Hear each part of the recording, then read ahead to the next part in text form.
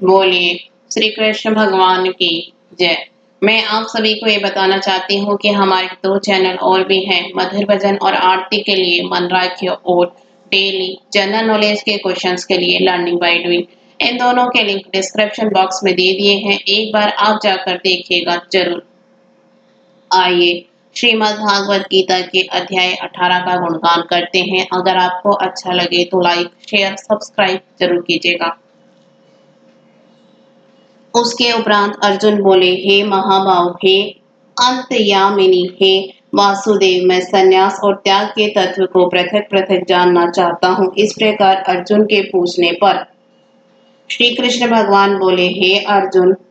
कितने ही पंडित जन जो काम्य कर्मों के त्याग को संन्यास जानते हैं और कितने ही विचार कुशल पुरुष सब कर्मों के फल के त्याग को त्याग कहते हैं, तथा कई एक विद्वान ऐसे कहते हैं कि कर्म सभी दोषयुक्त हैं, इसलिए त्यागने के योग्य है, और दूसरे विद्वान ऐसे कहते हैं कि यज्ञ दान और तप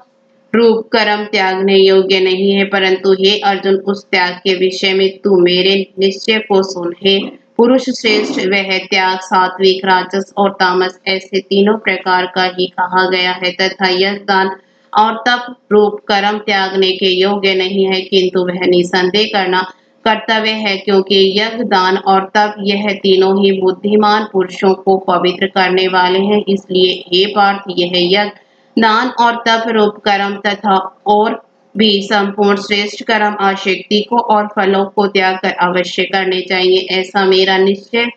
किया हुआ उत्तम मत है। और हे अर्जुन, नियत कर्म का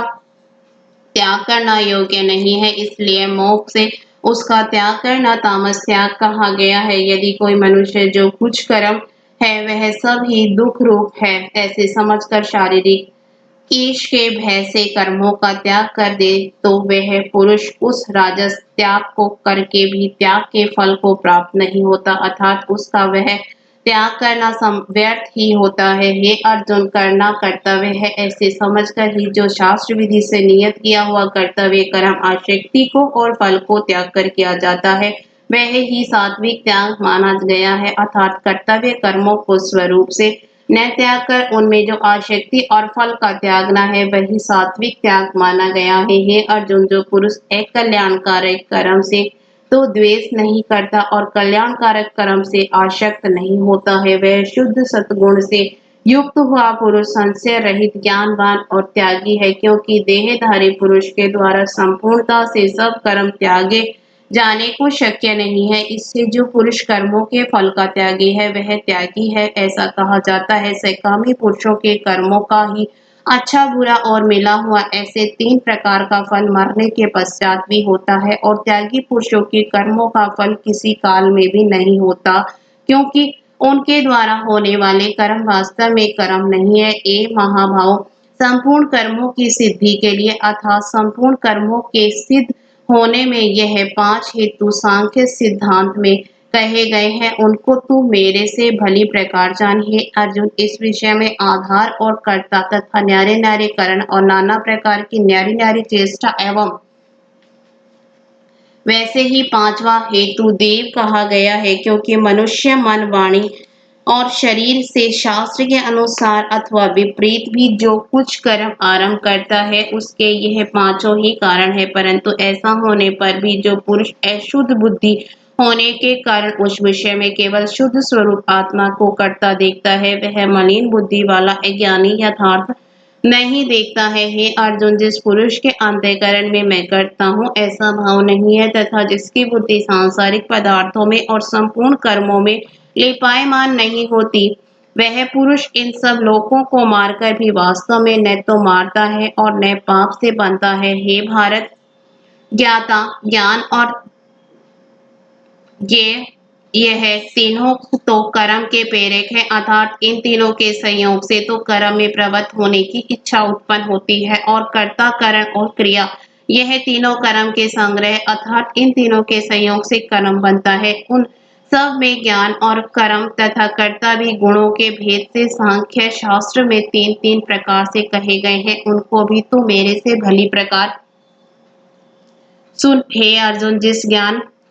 से मनुष्य पृथक पृथक सब भूतों में एक अविनाशी परमात्मा भाव को विभाग रहित समभाग से स्थित देखता है। उस ज्ञान को तू सात्विक ज्ञान और जो ज्ञान अर्थात जिस ज्ञान के द्वारा मनुष्य संपूर्ण भूतों में भिन्न भिन्न प्रकार के अनेक भावों को न्यारा न्यारा करके जानता है, उस ज्ञान को तू राजस ज्ञान और जो ज्ञान एक कार्य रूप शरीर में ही संपूर्णता के सदृश आशक्त है अर्थात जिस विपरीत ज्ञान के द्वारा मनुष्य एक क्षणभंगुर नाश वाला शरीर को ही आत्मा मानकर उसमें स्व की भांति आशक्त रहता है तथा जो बिना युक्ति वाला तत्व अर्थ से रहित और तुच्छ है वह ज्ञान तामस कहा गया है। हे अर्जुन, जो कर्म शास्त्र विधि से नियत किया हुआ और कर्तापन के अभिमान से रहित फल को न चाहने वाला पुरुष द्वारा बिना राग द्वेष से किया हुआ है वह कर्म सात्विक कहा जाता है और जो कर्म बहुत परिश्रम से युक्त है तथा फल को चाहने वाले और अहंकार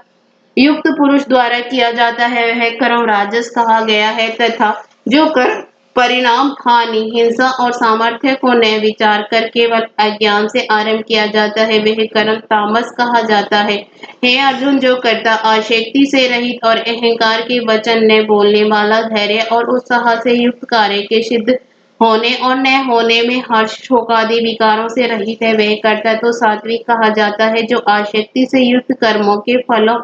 को चाहने वाला और लोभी है तथा दूसरों को कष्ट देने के स्वभाव वाला अशुद्धाचारी और हर्ष शोक के लिपायमान है वह कर्ता राजस कहा गया है। जो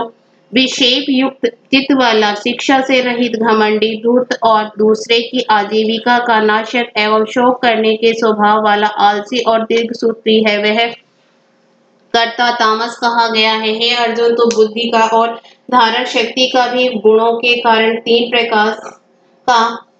भेद संपूर्णता से विभाग पूर्वक मेरे से कहा हुआ सुन। हे पार्थ, प्रवृत्ति मार्ग और निवृत्ति मार्ग को तथा कर्तव्य और अकर्तव्य को एवं भय और अभय को तथा बंधन और मोक्ष को जो जिस बुद्धि तत्व से जानती है वह बुद्धि तो सात्विकी है। हे पार्थ, जिस बुद्धि के द्वारा मनुष्य धर्म और अधर्म को तथा कर्तव्य और अकर्तव्य को भी यथार्थ नहीं जानता वह बुद्धि राजसी है। और हे अर्जुन, जो तमोगुण से आवर्त हुई बुद्धि अधर्म को धर्म ऐसा मानती है तथा और भी संपूर्ण अर्थों को विपरीत ही मानती है वह बुद्धि तामसी है। हे पात्र, ध्यान योग के द्वारा जिस अव्यभिचारिणी धारणा से मनुष्य मन प्राण और इंद्रियों की क्रियाओं को धारण करता है वह धारणा तो सात्विकी है। और हे प्रथा पुत्र अर्जुन, फल की इच्छा वाला मनुष्य अतिशय आसक्ति के जिस धारणा के द्वारा धर्म अर्थ और कामों को धारण करता है वह धारणा राजसी है। तथा हे पार्थ, दुष्ट बुद्धि वाला मनुष्य जिस धारणा के द्वारा निद्रा भय चिंता और दुख को एवं उन्मत्तता को भी नहीं छोड़ता है अर्थात धारण किए रहता है वह धारणा तामसी है। हे अर्जुन, अब सुख भी तू तीन प्रकार का मेरे से सुन। हे भरत श्रेष्ठ, जिस सुख में साधक पुरुष भजन ध्यान और सेवादि के अभ्यास से रमण करता है और दुखों के अंत को प्राप्त होता है वह सुख प्रथम साधन के आरंभ काल में यद्यपि विष के सदृश भासता है परंतु परिणाम में अमृत के तुल्य है। इसलिए जो भगवत विषय बुद्धि के प्रसाद से उत्पन्न हुआ सुख है वह सात्विक कहा गया है। जो सुख विषय और इंद्रियों के संयोग से होता है वह यद्यपि भोग काल के अमृत के सदृश भासता है परंतु परिणाम में विषय के सदृश है इसलिए वह सुख राजस कहा गया है। तथा जो सुख भोग काल में और परिणाम में भी आत्मा को मोहने वाला है वह निंद्रा आलस्य और प्रमाद से उत्पन्न हुआ सुख तामस कहा गया है। और हे अर्जुन, पृथ्वी में या स्वर्ग में अथवा देवताओं में ऐसा वह कोई भी प्राणी नहीं कि जो इन प्रकृति से उत्पन्न हुए तीनों गुणों से रहित हो क्योंकि यावन मात्र सर्व जगत त्रिगुणमयी माया का ही विकार है। इसलिए हे परम तप ब्राह्मण क्षत्रिय और वैश्यों के तथा शूद्रों के भी कर्म स्वभाव से उत्पन्न हुए गुणों कर के विभक्त किए गए हैं अर्थात पूर्वकृत कर्मों के संसार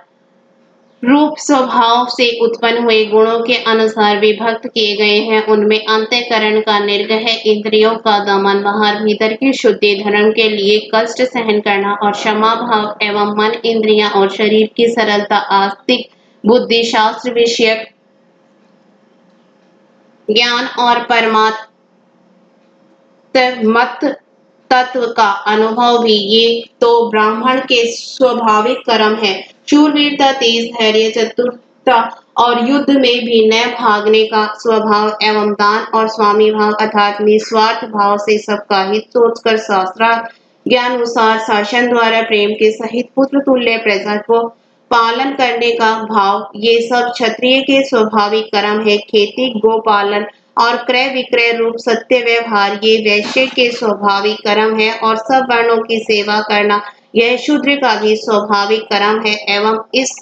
अपने अपने स्वाभाविक कर्म में लगा हुआ मनुष्य भगवत प्राप्ति रूप परम सिद्धि को प्राप्त होता है। परंतु जिस प्रकार से अपने स्वाभाविक कर्म में लगा हुआ मनुष्य परम सिद्धि को प्राप्त होता है, उस विधि को तू मेरे से सुन। हे अर्जुन, जिस परमात्मा से सर्वभूतों की उत्पत्ति हुई है और जिससे यह स्वर जगत व्याप्त है, उस परमेश्वर को अपने स्वाभाविक कर्म द्वारा पूछकर मनुष्य परम सिद्धि को प्राप्त होता है। इसलिए अच्छी प्रकार आचरण किए हुए दूसरे के धर्म से गुण रहित भी अपना धर्म श्रेष्ठ है, क्योंकि स्वभाव से नियत किए हुए सर्व धर्म रूप कर्म को करता हुआ मनुष्य पाप को नहीं प्राप्त होता। अतएव हे कुंती पुत्र, दोष युक्त भी स्वाभाविक कर्म को नहीं त्यागना चाहिए, क्योंकि धुएं से अग्नि के सदृश सब ही कर्म किसी न किसी दोष से आवृत है। हे अर्जुन, सर्वत्र आसक्ति रहित बुद्धि वाला, स्पृहा रहित और जीते हुए अंतःकरण वाला पुरुष सांख्य योग के द्वारा भी परम निष्कर्म सिद्धि को प्राप्त होता है, अर्थात क्रिया रहित शुद्ध सच्चिदानंद घन परमात्मा की प्राप्ति रूप परम सिद्धि को प्राप्त होता है। इसलिए हे कुंती पुत्र, अंतःकरण की शुद्धि रूप सिद्धि को प्राप्त हुआ पुरुष जैसे सांख्य योग के द्वारा सच्चिदानंद घन ब्रह्मा को प्राप्त होते हैं, तथा जो तत्वज्ञान की परानिष्ठा है, उसको भी तू मेरे से संक्षेप से जान। हे अर्जुन, विशुद्ध बुद्धि से युक्त, एकांत और शुद्ध देश का सेवन करने वाला तथा मिताहारी, जीते हुए मन वाणी शरीर वाला और दृढ़ वैराग्य को भली प्रकार प्राप्त हुआ पुरुष निरंतर ध्यान योग के परायण हुआ, सात्विक धारणा से अंतःकरण को वश में करके तथा शाब्दिक विषयों को त्याग कर और राग द्वेष को नष्ट करके तथा अहंकार, बल, घमंड, काम, क्रोध और संग्रह को त्याग कर ममता रहित और शांत अंतःकरण हुआ सच्चिदानंद घन ब्रह्मा में एक ही भाव होने के लिए योग्य होता है। फिर वह सच्चिदानंद घन ब्रह्मा में एक ही भाव से स्थित हुआ प्रसन्नचित्त वाला पुरुष न तो किसी वस्तु के लिए शोक करता है और न किसी की आशंका ही करता है, एवं सब भूतों में समभाव हुआ मेरी पराभक्ति को प्राप्त होता है। उस पराभक्ति के द्वारा मेरे को तत्व से भली प्रकार जानता है कि मैं जो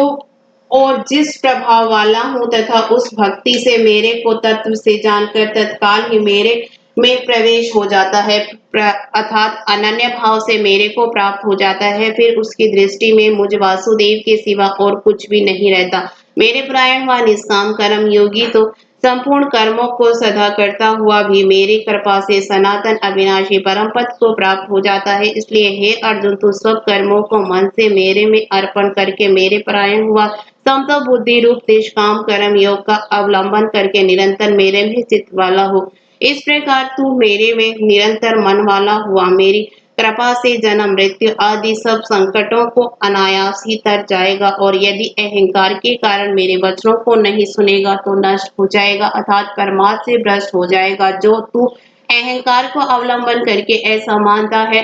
कि मैं युद्ध नहीं करूंगा, तो यह तेरा निश्चय मिथ्या है, क्योंकि क्षत्रियपन का स्वभाव तेरे को जबरदस्ती युद्ध में लगा देगा। हे अर्जुन, जिस कर्म को तू मोह से नहीं करना चाहता, उसको भी अपने पूर्वकृत स्वाभाविक कर्म से बंधा हुआ परवश होकर करेगा, क्योंकि हे अर्जुन, शरीर रूप यंत्र में आरूढ़ हुए संपूर्ण प्राणियों को अंतर्यामी परमेश्वर अपनी माया से उनके कर्मों के अनुसार भ्रमाता हुआ सब भूत प्राणियों के हृदय में स्थित है। इसलिए हे भारत, सब प्रकार से उस परमेश्वर की ही अनन्य शरण को प्राप्त हो। उस परमात्मा की कृपा से ही परम शांति को और सनातन परम धाम को प्राप्त होगा। इस प्रकार यह गोपनीय से भी अति गोपनीय ज्ञान मैंने तेरे लिए कहा है। इस रहस्य युक्त ज्ञान को संपूर्णता से अच्छी प्रकार विचार के फिर तू जैसा चाहता है वैसे ही कर, अर्थात जैसी तेरी इच्छा हो वैसे ही कर। इतना कहने पर भी अर्जुन का कोई उत्तर नहीं मिलने के कारण श्री कृष्ण भगवान फिर बोले कि हे अर्जुन, संपूर्ण गोपनीयों से भी अति गोपनीय मेरे परम रहस्य युक्त वचन को तू फिर भी सुन, क्योंकि तू मेरा अतिशय प्रिय है। इससे यह परम हितकारक वचन मैं तेरे लिए कहूंगा। हे अर्जुन, तू केवल मुझ सच्चिदानंद घन वासुदेव परमात्मा में ही अनन्य प्रेम से निरंतर निरंतर अचल मन वाला हो और मुझ परमेश्वर को ही अतिशय श्रद्धा भक्ति सहित निष्काम भाव से भाव गुण और प्रभाव के श्रवण कीर्तन मनन और पठन पाठन द्वारा निरंतर भजने वाला हो, तथा मेरा शंख चक्र गदा पद और किरीट कुंडल आदि भूषणों से युक्त पीताम्बर वनमाला और कोष्ठुतु भमणि धारी विष्णु का मन वाणी और शरीर के द्वारा स्वर स्वर अर्पण करके अतिशय श्रद्धा भक्ति और प्रेम से विहलता पूर्वक पूजन करने वाला हो और मुझ सर्वशक्तिमान विभूति बल ऐश्वर्य माधुर्य गंभीरता उदारता वात्सल्य और सुहृदयता आदि गुणों से संपन्न सबके आश्रय रूप वासुदेव को विनय भाव पूर्वक भक्ति सहित षडांग